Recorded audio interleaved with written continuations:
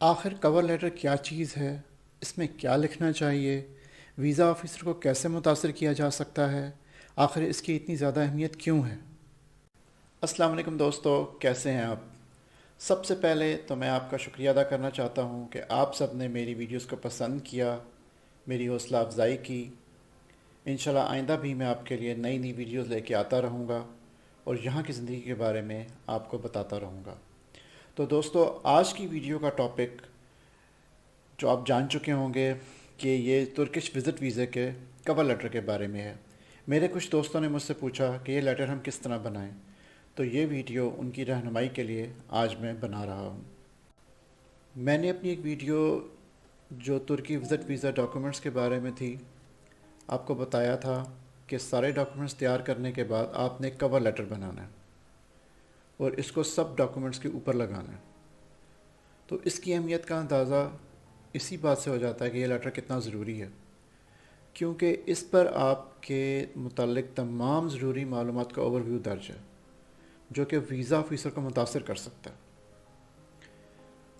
اور اس لیے اس کو بتوجہ سے بنائیں تاکہ آپ کا امپریشن بہت اچھا پڑے۔ تو یاد رکھیں، کسی بھی آفیشیل لیٹر کو لکھتے ہوئے اگر اس کو مختلف حصوں میں ڈیوائڈ کر لیا جائے اور ہر حصے کو پوری احتیاط سے لکھا جائے تو ایک اچھا کور لیٹر بآسانی لکھا جا سکتا ہے۔ تو آئیے بغیر وقت ضائع کیے سٹارٹ کرتے ہیں۔ یہاں ایک بات کا خیال رکھیں کہ اگر آپ کا بزنس ہے تو اپنے کمپنی کا لیٹر استعمال کریں اور آخر میں اپنے سائن کریں اور اسٹیمپ بھی لگائیں، اور اگر آپ جاب کرتے ہیں تو اپنا عہدہ اور کمپنی کا نام لکھیں اور سائن کریں۔ سب سے پہلے حصے کو ہم ہیڈر کا نام دیں گے، چونکہ یہ خط ہم ترکش ایمبیسی کو لکھ رہے ہیں، اس لیے ڈیٹ لکھنے کے بعد ترکش ایمبیسی کے ویزا کونسلر کو مخاطب کریں گے۔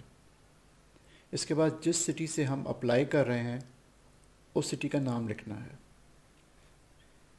اس کے بعد سبجیکٹ آئے گا، اس میں ٹو دا پوائنٹ بتانا ہے کہ آپ کس لیے کور لیٹر بنا رہے ہیں، یعنی آپ لکھیں گے request for Turkish transit visa,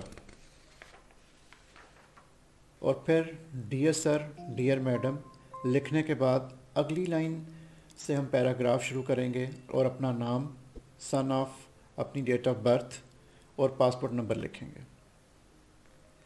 اگر آپ کا بزنس ہے تو آپ ایک یا دو جملوں میں اپنے بزنس کے بارے میں بتائیں گے، اور اگر جاب کرتے ہیں تو پھر جیسا کہ میں نے پہلے بتایا کہ آپ کے عہدے اور آپ کی سیلری کے بارے میں لکھا جائے گا،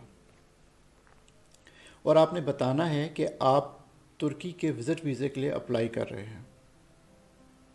اس کے بعد اگلے پیراگراف میں آپ نے ترکی وزٹ کرنے کا مقصد بتانا ہے، کیوں جا رہے ہیں، وہاں جا کر کن کن جگہوں پر وزٹ کریں گے، اور آپ کے ساتھ کون کون جا رہا ہے، یہ سب کچھ لکھنا ہے۔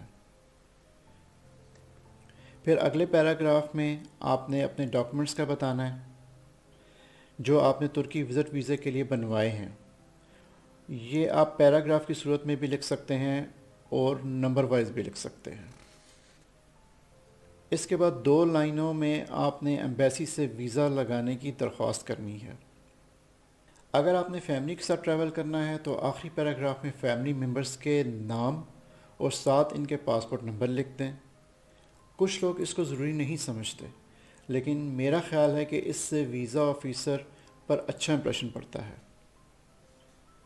آخر میں اینڈنگ جملہ یا لفظ لکھنا ہے جیسا کہ sincerely, best regard, respectfully, thank you, with thanks. اپنا نام لکھیں اور سائن کر دیں۔ دوستو، یہ ہے کور لیٹر۔